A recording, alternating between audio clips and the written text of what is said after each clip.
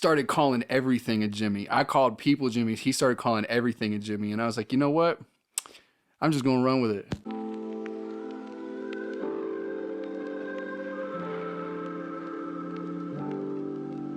All right, fellas. This is officially episode 30 of the Within Range podcast with your boys, Don Juan, Jared Suter, and the Ear God. Might call it the Steph Curry episode. I don't know. 30 like I'm Curry. Steph Curry McFlurry. Yeah. A lot of nicknames. You could do a lot with it. 30's a good number. 30's a good number. Crazy that we've been here for 30 episodes when we actually say it out loud. It's happened quick. Less than a year. We're doing it. Yeah. We weren't even sure we'd have video, but here we are. Facts. Yeah, that 1 year anniversary is coming up too. It In is. HD. Oh, yeah. no cap. Yeah, man. Yep. Yeah, it's going to be February, March. Yeah. The actual drop. The actual drop, I think, was first week of March. So Yeah. coming up. But we got a cool guest today on, boys. It's cool because for a lot of reasons. But one, he's legit been keeping up with us since the beginning. Also feel like we've been following him on his journey since the beginning as well. But he put out a lot of music last year alone. Technically last year, 2022. He's even got magazine articles written about him. A bunch. You know, they're talking about the boy. They are. It's Buzzing. They're buzzing. He's bubbling. Yep.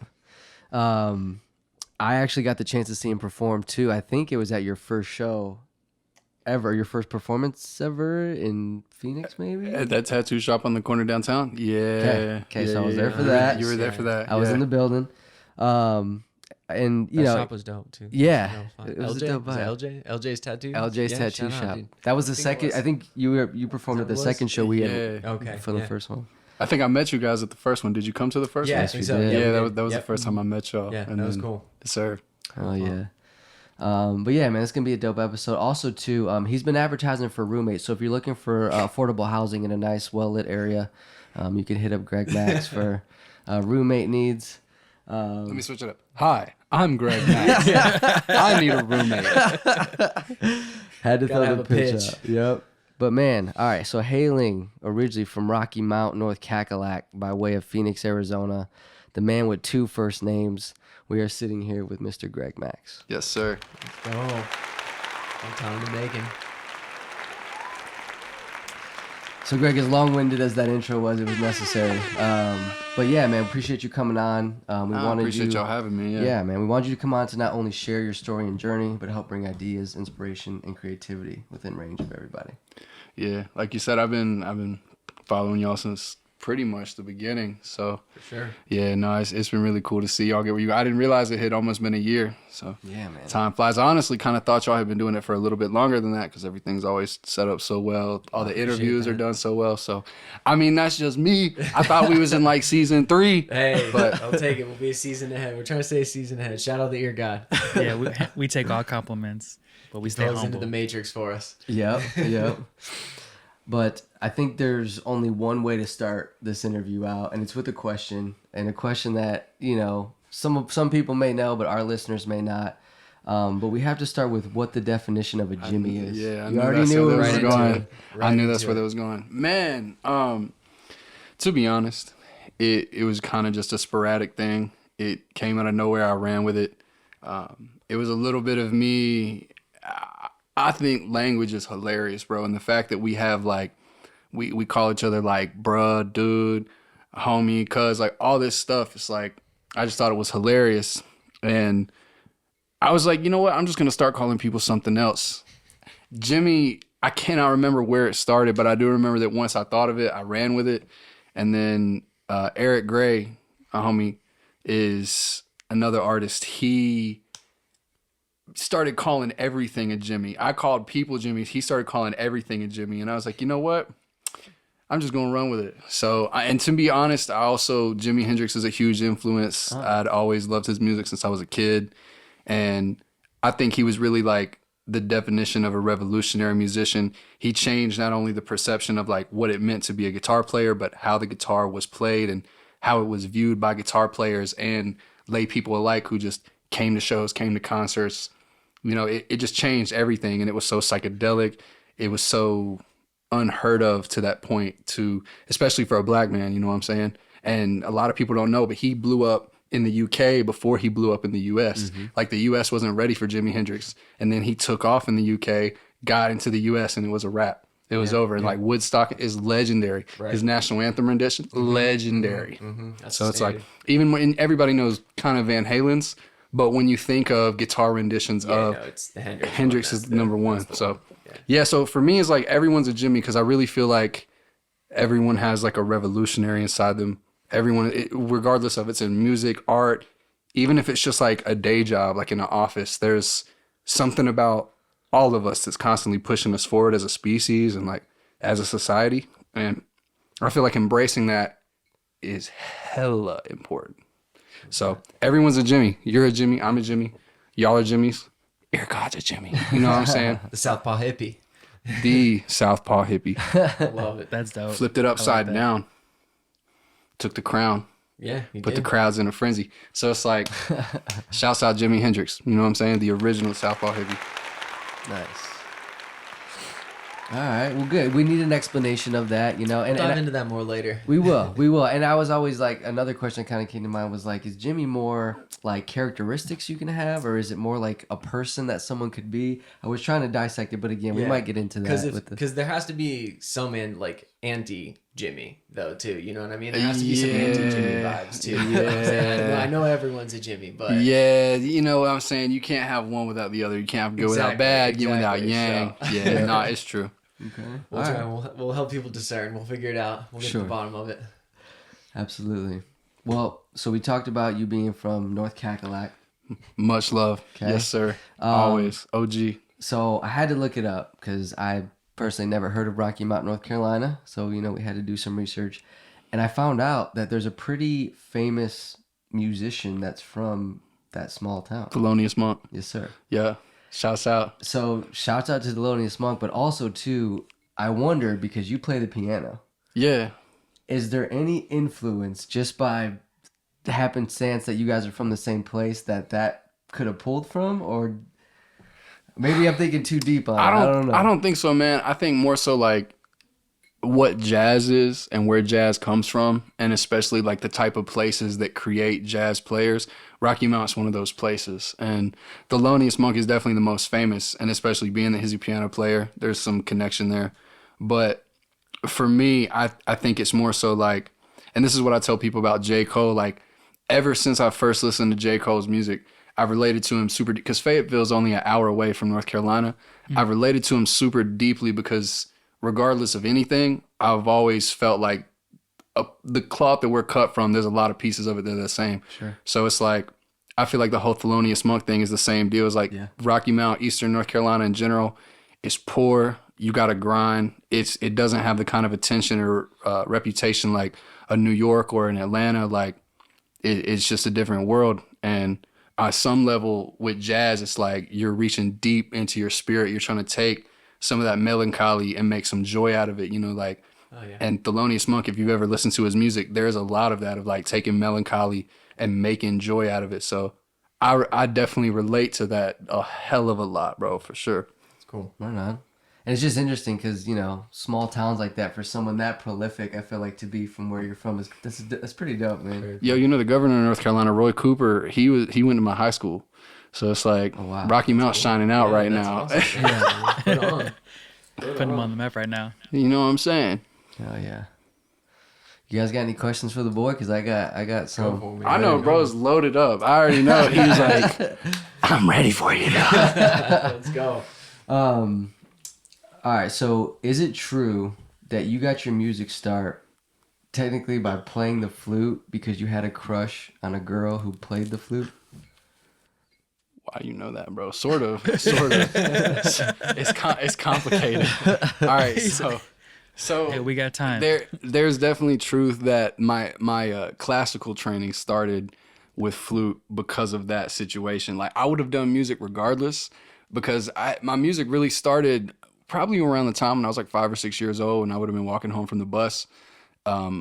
The house that my parents had was down a gravel driveway. It was probably like, I don't know, quarter of a mile, like half a mile, something like that. And I didn't really have any other kids that lived near me. So I just walk home from the bus And I'm not sure what it was, bro. My parents aren't musical. There was always music in all the different cars of different styles, like different radios I grew up in or around. And like, I would walk home from the bus, and for whatever reason, my go-to thing would be to like make up songs in my head. Okay. And they would be super similar to like things I'd already heard on the radio that my dad would play, my mom would play, my aunt would play.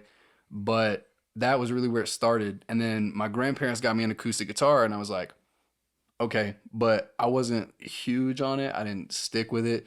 I got a keyboard. I wasn't huge on it. I stick with it, but I really loved creating sound and listening to music and just making what was in my head real.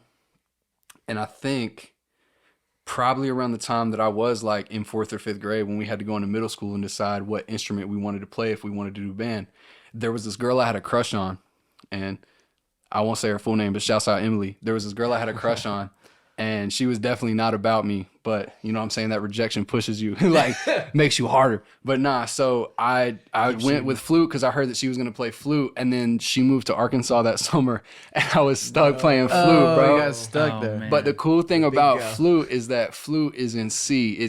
I won't get into it, but basically different instruments are pitched differently. Like clarinets will be in B flat. Saxophones, I believe, are in like E flat, but flutes are in C. C is like just standard straight just concert nice. pitch. Yeah. So White keys, I never had to worry about transposition. Usually you play the melody. So that really got my ear. I've got perfect pitch now. Like, Nice. so yeah, I did technically get my start with classical training playing the flute because of a chick. It's really weird that you know that, but that is true. That is true, Had to bro. confirm. Interesting way to get your music career kicked off, but you know, it happens. Happens Whatever different drives ways. it, dude. Grateful. Yeah, man. Grateful. I think that fuels every guy in the gym for the first, I don't know, 10 years of existence at least. Yeah. Hey, Oh, look, for and when I sure. got into high Gym school, I existence. played flute, and like I was in high school at that point, so you know I'm like trying to man up, you know what I'm saying? And so the opportunity came for me to play bass drum and marching band, and I was like, you know what? I'm gonna be at football games. People that I go to school with are gonna see me. I'm not trying to be playing flute. I'm gonna hop on that. So Yeah. That was So- probably a good you know what I'm PR, saying? good Yeah, PR good move. look. big, Good segue. great PR move, bro. So I hopped on the bass drum, and then 11th grade, we got a second band director who was just a percussion specific guy.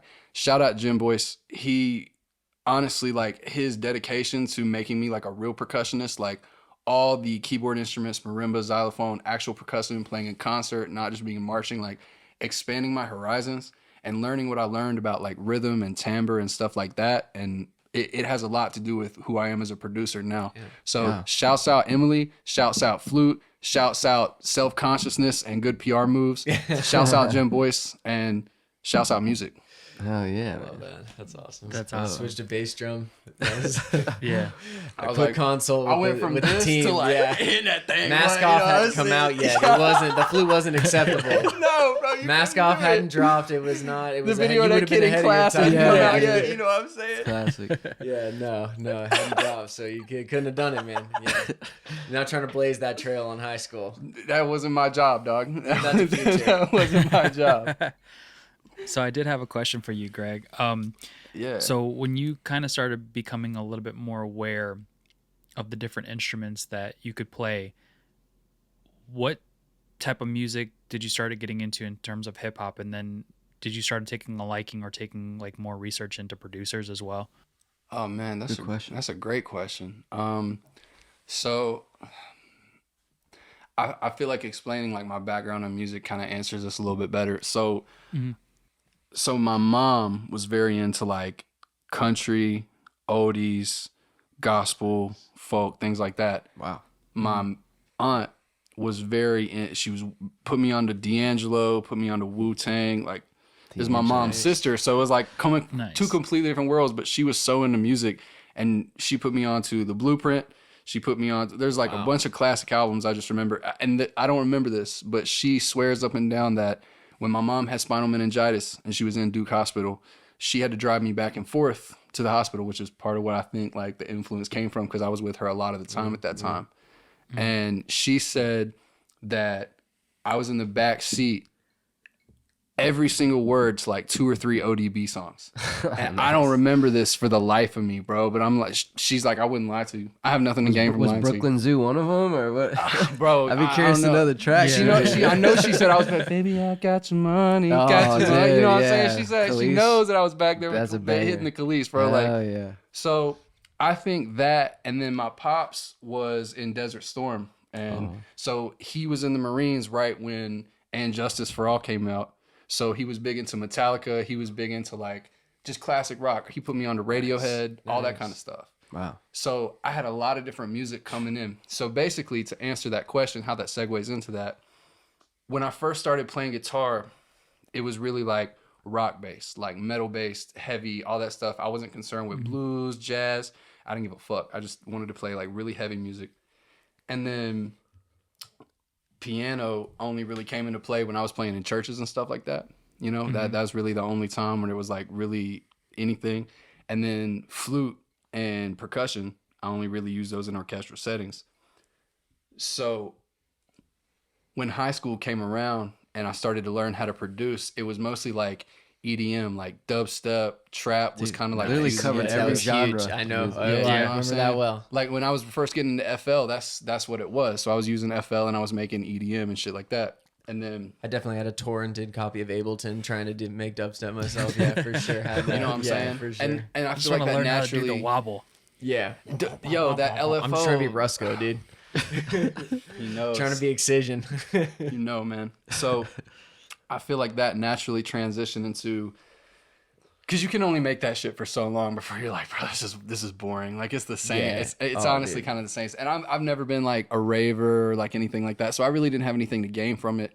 I really got big into Soulection, and that was kind of like fusing neo soul with hip hop Yeah. beats and kind of the Jay Dilla like unquantized beat vibe. Oh, wow, I okay. loved that shit, and I started to get into making that, and that kind of led into making hip hop. And I had always been writing songs, like being in bands, like again heavier bands, post hardcore, writing some folk songs, things like that. And I honestly feel like for a long time there was like a part of that was expected of me because I'm a white dude with a beard. And every time that I would try to like approach the whole, because I've always been able to rap, like I've always been able to write lyrics like that and sing, basically sing in that style more comfortably than trying to like force myself to do all the screaming and everything like that. But I just felt like it wasn't, for whatever reason, like it just wasn't me. And then I think it was just society holding me back, to be honest. I think it was like my personal insecurities or something about that hold me back. And so once I really started to tap into producing and making like hip hop beats and singing over those kind of things, it all kind of like naturally coalesced where there's still some of the rock and guitar influence. There's still some of the orchestral influence. Like I mentioned, like the percussion stuff still has to do with that. There's still some of the like songwriting influence, like the folk stuff. So, For sure. but all those different stuff, all that different stuff, like makes me who I am. So Yeah. Absolutely. Yeah, dude. I was talking about it with Dom. I feel like you fill a really cool niche because it's like there's hip hop, there's a big movement of like country hip hop and all that stuff, but you definitely, I would say like you're hip hop and definitely like more on the rock, indie rock side, but Yeah.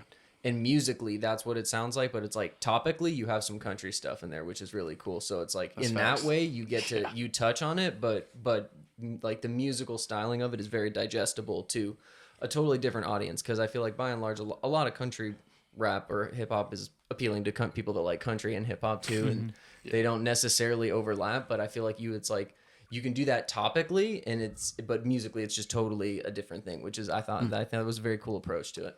Yeah, thank you, bro. Yeah, I definitely feel like there was some of that involved in the creative process.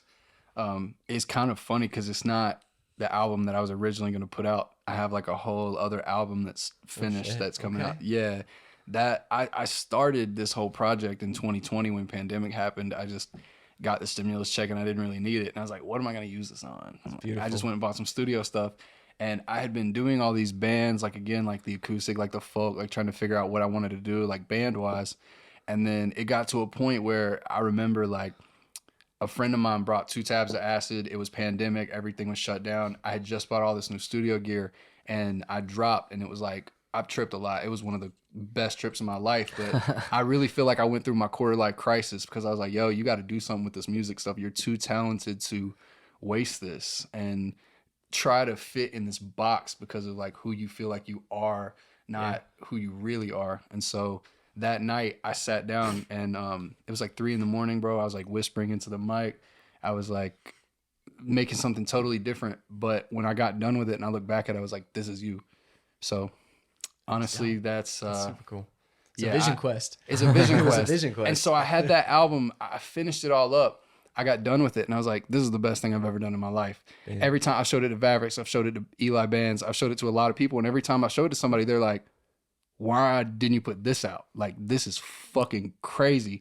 I'm nice. Like, nobody knew who I was. Yeah. And so I decided I was going to make something else that was like different, that was just fun. Like, and that's how Everyone's a Jimi happened. Like, I was just going to do kind of like the rock thing, kind of some of the punk heavier influence with the more energetic stuff, so that when I went out and performed, it was like I had something lively, because the other album is hella R&B. Okay. Like, it's like mad. It's singing on that one? Shit. Okay. I'm singing. On your St. John shit? Yo, I think I sing for the majority of the next record, if not like the entirety. It's a lot more wild. singing. Okay. Yeah. That's awesome. Yeah, super dope. Well, I feel like we basically just covered every genre of music, but there's one we didn't talk about that I feel like you could school us on. Tell us what you know about Russian classical music. Yeah, Tchaikovsky or something? Or you got Tchaikovsky, you got Shostakovich, Prokofiev, Stravinsky. Stravinsky. Yeah. So Russian classical music. I actually did my senior thesis on on Prokofiev specifically, but so people separate it between like Eastern harmony and Western harmony, right? And so basically a lot of Russian music is kind of funny, because if you go on YouTube and you look up like something parodizing like Russian media or culture, and it has some kind of music, you instantly you instantly recognize from the way that the harmony is that it's like Russian music. And I don't know how to explain that to y'all except to tell you to go look it up, because as soon as you look it up, it's not even necessarily because the rhythm, we use the same type of rhythms, melodies, some of them differ based on like folk music and stuff like that, because everything honestly still comes from folk music a little bit. Wow. That's where everything like originates. Melodies, right? Out there. Yeah. And so like with Russian classical, for me, it's the harmonies are what like separate it, and it puts you in a mind state that like Western music can't do. Like if you listen to Shostakovich's Fifth Symphony's finale, the whole thing about that symphony is like it was during Stalin's regime, Iron Curtain, oppression. The reason that Shostakovich didn't get killed is because he was like a superstar in the West. So he was like basically like a golden boy for the Russians. It was like, oh, we have this crazy composer that all of you in the West love. Sinatra. Trying to get that red, exactly. that red influence or whatever. Some weird exactly. shit. They need that. Yeah, the pawn. Yeah, exactly. PR move. Yeah, crazy PR move. Let's keep Shostakovich alive. Yeah. But bro, like if you read stories about him, like a lot of his friends got killed, murdered. He wasn't fucking with what was going on. He had to pretend to be cool with everything. But basically, he was creating these symphonies that like the Russian government were like, nah, bro, this doesn't glorify the state. This is like weird. They were like, you're making some weird like artistic shit. Like that is supposed to be like big chested. Like this shit's supposed to be hard and heavy. And so the whole Fifth Symphony is basically, without words, him telling the imagined story of the Russian Revolution, of like taking back. It's him sitting here going like this the whole time. Dude, they fucking loved it. First performance, standing ovation for like 45 minutes. Oh, that's crazy. It's regarded as one of the like greatest pieces of music ever. Wow. Bro, the finale of Symphony Number 5 from Shostakovich's Fifth. Get you fired up? Bro, it gets me fired up. Is that like a pregame? Is that on the pregame? Bro, going to the gym and you put that shit on and you think about what it's about. It's like, dog, yo, like fuck the government, dog. We taking this shit back. Like, I love that. You know what I'm saying? When an instrumental can do it. That's big, dude. No words. I love it. They were telling me he's making some malts. I'm picture the Russian comrades, dude. You can't kill bear to this, dude. Yo, what are you doing? You can't kill with you hunt to this. But yeah, bro, like Russian classical music is it's just different than other classical music that you would hear. It's eerie, it's spooky, but it's powerful. There's a lot of like struggle that's hidden in it. And I feel it's inspiring. Where do we bro. see good hip hop?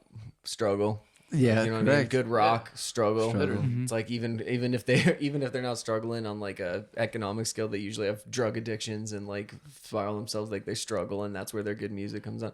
And it's like, they've had communism, and it's also just the weather and darkness and everything. Yeah. It's an oppressive place. It's a rough place to be. You've got Tolstoy coming out of there too, like for all that too. Yeah, it's like Dostoevsky. all that. Yeah, exactly. All that stuff comes out of there, man. It's For real, Greg, I'm gonna have to see the Spotify playlist on like what you're bumping, because it seems like it's vast and you got playlists for different genres. Oh, bro, it's vast. I just have I don't even have different playlists for different genres. You know how you can just like songs? I'll just like songs. Oh, it's just and then all- I'll just okay, put everything gotcha. on shuffle. Yeah. world suit. Yeah, I like shuffle. that. I just put everything on shuffle, and it's all different genres. You I know hit what the I'm big saying? shuffle a lot. Yeah, Same. the big shuffle. Sometimes I surprise myself too. Yeah, Big exactly. shuffle hits this big. Some shit Sometimes like you'll be like, "Oh, I was really going through it." You know, I might take that one off. Dude. Like, Omarion. Don't No, I'm need just that kidding. anymore. He said, just Icebox came out of So much nowhere. B2. Hey, When did I Icebox is when was dope, I listening to B2K, dude? Like, Dude, what a girl wants, what a girl needs. Nah. Hey, come on, now. Everybody was bumping that shit, dude. Don't get Bro. it. Parent Trap theme song. Go no.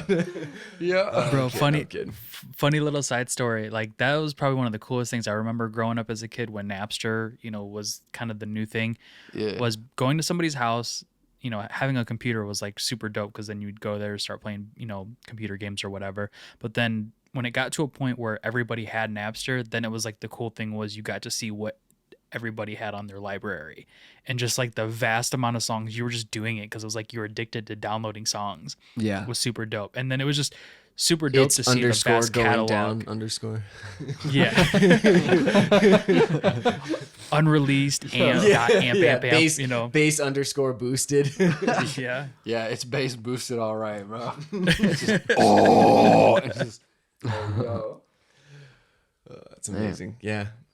Then there was good LimeWire. old Then there days. was The Frostwire. LimeWire. Then there was Frostwire, yeah, and then yeah, it died. And then it all Yeah, died. that Then did you, last time. and then you it remember was Kazaa back in the beginning? Oh, wow, I do The remember that. dark Kazaa, I days, heard bro. Kazaa, yeah. The dark sounds like something you ages. do on tour. Bro, it's Kazaa Then- with this chick, then it dude. was, It's just like, it's crazy. yeah. I Is this love that Kazaa? shit, dog. Yeah, Kazaa a few ladies last night.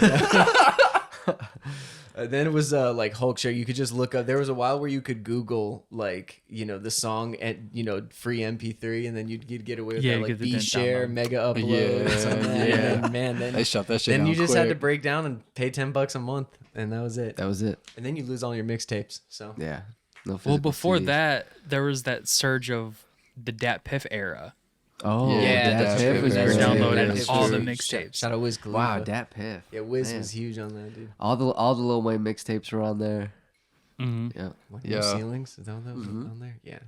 I remember you could also like go on uTorrent, where you could get a torrent, use uTorrent. You could just like look up the discography of an artist, and you would just get Dude, everything. yes, I Yeah. did that for That- like. I remember doing that for Third Eye Blind, Incubus. I did that for like. I think I did that for Snoop. I did that for like a bunch of like really Cypress Hill. I think I did like a bunch of really random people. It's Man. so funny. Yo, I'm not gonna say who it was, but recently we were in the studio and there was a conversation that I overheard where somebody was like, I don't remember how it came up, but they were asking him about Cypress Hill or saying something about a Cypress Hill song, and the other person in the conversation was like, Cypress Hill? Who is that? I don't know who that is. Like, it was an individual person, and we all were just like, yo, That's a tough one. That's a tough one. We ain't going out like that. we ain't going out like that. I ain't gonna. I'm My hands definitely- on the pump after that Yes, one. shot. Yo, hey, but it happens, bro. You wouldn't believe like the random things that people don't know that they find Oh, out. yeah. You know what I'm saying? Yeah. But still, I was like, what? Cypress Hill. They're pretty universal at Yeah, this it's point. Universe, like the Yeah. OGs. Yeah, legendary. Man. Man, well, I feel like before we get into the music, we should definitely mention the article. Yeah. If I get only right. For sure. The remixed article. Remixed article. Shouts out Remixed. Yeah, man. Shouts out Sounds dope. Remixed. Big- Shouts out Unfiltered. Big deal, Unfiltered man. Talk too, to us yeah. about that. What was that experience like? How did it feel? It was cool, man. It was cool. There's actually a couple more that are gonna come out. That's just got a music video that's gonna drop in about a month or two, and then once the video drops, right before it drops, we'll have a couple leading up to that, and then we'll have a couple after that. Can you tell us what video for what song or no? Not yet. Okay, It's a surprise. Hopefully he's gonna get a It's within range surprise. exclusive, but Yeah. It's a surprise. all right, It's a we got you. surprise. Alright. But I'm sure you're gonna enjoy it a lot. But nah, it basically all came together through a PR agency. Honestly, again, business is like 80% of the deal, and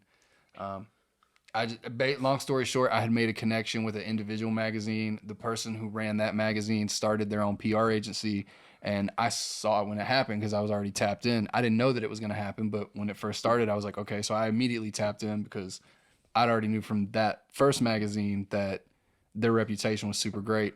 And so as I got to talking to them, I was like, yeah, this is definitely like something that I want to sign on to. So we talked, we got everything together, we made an agreement. And next thing I know, I'm like, yo, here's the magazine articles. It was like, Dude, that's sick too, because I feel like a lot of people think Nice. that's just gonna come to them, and someone's just gonna email them one day and be like, "We would love to just like it doesn't happen seek that you way. out and find you and just like have you tell us all about yourself Not in and the what beginning. you're working on." Yeah, exactly. And it's like that's a big reach. You Nobody know what I'm knows saying? who Like, you that's are. business though. That is exactly how Nobody- you work. Like that's putting yourself out. That's investing in yourself. Like that's Yeah. awesome, man. That's cool. Yeah. Yeah, and it's love. It's like it's being humble and just saying like nobody knows who I am. Like I have to put myself out Absolutely, there, and dude. like, and that was a big piece of it. And you know, of course, like I spoke with the interviewers. Like I got a list of questions. It wasn't like an active conversation. They sent their list of questions, and they were like, But that's you know what I'm again, that's saying, and business. answer the questions, send them preparation. back. Everything's cool, and yeah. Then next it's thing you on know- print, brother. yeah. No, exactly. So if you ever wonder how that happens, that's how that happens. It's like you can Google you and your YouTube, Instagram, and SoundCloud can come up, or that plus articles can come Yeah, up. And that's it's like, dope. yeah, that's Right. awesome. It's a plus. Dude. Right. People are like, oh shit, wow, And that's buzzing. actually part of the cheat code, because like people ask like, how do you get verified on social platforms? That's Bro, the if- biggest key that most people that's- can't attain for sure. That's it. It's people have to be able to search you up, find something that's public about you, and click on your name, and that direct them to your page. Nice. Because You got a website too. Yeah. Yeah, Yeah. yeah. It's a dope website. GregMaxx.online, baby. You know what I'm saying? We got Jimi World merch coming soon, baby. Oh, Hell let's yeah. go. Yes. Okay. So yeah, we got a lot of stuff coming out, baby. But no, but yeah, that's really the cheat code, man. Is like people always ask, like, and I'm not verified yet, but we'll be verified soon through that. And again, You'll be ready. I reached out to this PR agency and got the sauce. Like, There you go. it's information that I wouldn't have had unless I found the right people that I wanted to do business with, and then do business with them. And also, it's not a free situation, but it's not like a pay for play situation. Like, people's time and effort is worth your money, but at the same time, it's like you got to do business with people that you trust, who aren't just gonna like Yes. sell you a review. And Buy that's my the truth. You know what I'm system saying? for Like, 3 easy installments of $5,000. you feel me? exactly. Like, yeah. it's like, we're from Interscope Records. We really like your music. What song did you listen to? We don't know, but we really liked it. Like, you know what I'm saying? If you Like, pay us $250, we'll sign you a record deal. man. It does have to be an American Express gift card, but And you got to look out for yourself too, bro. Like, just in general with that and with everything else, you got to look out for yourself. Like, I know, y'all fuck with La Russell like that? with like Russ. La Russell. Oh no, I don't know. I don't know Russell. what the L.A. Russell- Russell? La Russell? Oh, man. Yeah, I know y'all, who he is, yeah. Yeah, y'all, La Russell. Oh okay. Look, man, just look into La Russell. Shouts out La Russell. That's one of my biggest inspirations right now, as far as like staying on business, staying on game. Okay. Bro was talking about how like this, we won't name names. He names names. I won't name names out of respect, but a label offered him a contract, and in the contract there was like a $15,000 discretionary fund, and he was like, "What the fuck I'm gonna do at $15K?" And so he calls them, and he's like, "Yo, where's the money at? Like, it's not in the contract." And so they say, "Oh, it's just a mistake." 5 minutes later, he gets another contract with a large sum of money, bro. And he's like, "Fuck y'all."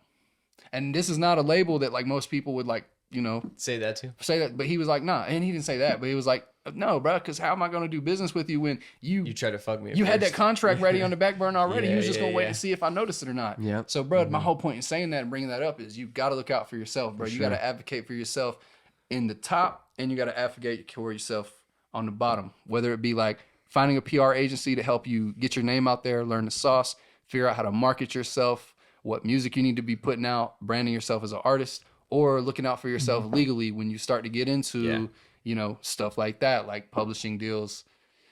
all that kind of shit. Yeah, So that's how people always end up advocate with for yourself. dope music that they can't put out on a public platform or something like that. And Yeah, you're like, oh, yeah. that's really great. Nah. I worked hard on that. That's fun. Hey, it happens. It happens, but you gotta, if you look out for you, like, you can avoid a lot of the bullshit that people talk about, I feel like. So Nice. I agree. It's awesome, man. All right, boys. Well, it's only right that before we go into the music, we got to talk about how Greg Maxx ended up in Phoenix, Arizona. oh yeah. Talk about the journey from North Cackalack man. out here. Yo, so I actually, at the time, I wasn't even living in North Carolina. I was living in Virginia. Okay. But I had moved from North Carolina to Virginia. I'd been there for probably like right at 2 years, I want to say. Yeah, like right at 2 years. And maybe right at a year. I can't remember if it was a year or two, but it was somewhere in that time frame. And long story short, I was seeing a little thing at the time. And she went and did her postgraduate internship in Phoenix. And we weren't really sure what was going to happen. I flew out just to visit her. And when I got off the plane, I remember the pilot was like, it's 92 degrees. This is in October, mind you. So the pilot's like, it's 92 degrees. I'm like, that's hot for October, you know. But dry, though, I get dude. off the, it's dry, so it felt like it was 65 back Yeah, home. it is. So I was like, bro, this is lit. And so it was at nighttime too, so I couldn't see anything. As soon as the sun came up and I could look around and I saw like the landscape, it was a real game quick over. decision. And me and her agreed. It was like, yo, like, even if like it doesn't work out between us, like, I'm gonna come out here. Like, Nice. I'm moving. So I legit, like, I think it was like 6 months. I planned everything. I got all my bread together, got everything ordered up. And then that's when my lease ended at my apartment in Virginia. Put all my shit in a box truck and just drove across the country with my truck on like a trailer behind us, bro. And I was That's like, awesome. that was one of the best experiences of my life, dude. That's so fun. I didn't realize at the time that it was going to propel me into the situation that I'm at now with like the music scene in Phoenix and like the community that I've become a part of. But it was definitely, regardless, like I had a really good feeling about it even then. I was like, God, the universe, whatever, I felt like was pushing me towards making that move. Like, just fuck it. Like, get all your shit, go across the country, start new, start fresh. Because the music stuff just wasn't happening there. Yeah. But that's pretty much how it ended up happening. Nice. And like, I knew that I wanted to stay, you know. My mom asked me, after me and that girl stopped seeing each other, she was like, I have no idea why she even asked, but she was like, are you going to move back home? I was like, fuck no. Hell no. That's awesome. That's awesome. No way. It's Phoenix. A lot of people bro. do that It's out here. great man. out here. Yeah, a lot It's of great people out do that. Man. That's awesome too. I feel like places that, because that is Phoenix, is a lot of people are from somewhere else. We've had a lot of locals on lately though too though, which is awesome. But because that is pretty rare. But a lot of people are from someone else. But I think like historically, places that experience that do really well creatively. You know what I mean? Like where anywhere you have a lot of people from somewhere mixing consistently for decades at a time, you know, we've had that. It's going to form some good We've been going stuff. for a good 20, 30 years pretty solidly. Yeah. You know what I mean? It's like, I feel like it's finally coming to fruition. I feel like next 10 years going to be awesome. Yeah, for sure, man. And for you to come out here and be a part of the Arizona music scene now, an Arizona artist on a podcast now. I mean, this is come a long way, man. It's good stuff. It feels special, bro. Like I feel like you have to be in Phoenix to really feel it, but like there's just something. There's a vibe here. It's a weird, like, something's about to like happen feeling. You know what I'm saying? Yeah, like, There's always shit happening There's here. always it's always shit happening, but it's like it's I called continuously Super get Bowl the and Waste feeling. Man. No, I'm just kidding. Psych, but nah, yo, I really feel like something just based on the energy that Phoenix has, all the artists that I talk to, the quality of the music that I hear. There is a lot of copycat stuff. There is a lot of stuff where people are just trying to like copy West Coast, copy Bay Area, and all love and respect to everybody doing their thing. But there are a lot of nuggets where there's people who are like really doing crazy original shit. Yeah. And for sure. it's only a matter of time before like major cities start picking that kind of stuff up, you know. And it's kind of weird to say major cities, bro, because we the second biggest city in the fucking country. Yeah, exactly. But like when LA and New up York there. and places like that start really picking up a lot more of these Phoenix artists, which is already happening in other genres too, and that kind of stuff does carry over, crossover. I feel like it's just a matter of time. And maybe I'm wrong. Maybe I'm just hyping. But I genuinely, every time I talk to somebody, I really have this weird feeling that like something special is like in Phoenix brewing, like about to happen. So No, I'd agree.